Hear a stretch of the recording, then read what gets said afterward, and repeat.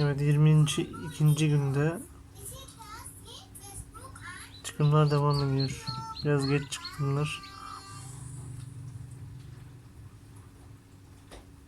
80 nemde ideal çıkış yapıyorlar. Düşünce nem çıkmıyorlar. Çıkamıyorlar. Aha çıktı. El yapımı kuluçka makinem.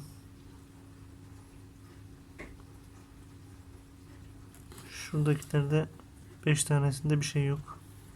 Belki vardır, bekleyeceğiz yarına. Sanmıyorum olduğunu ama. Çıkamadılar, öldüler onlar.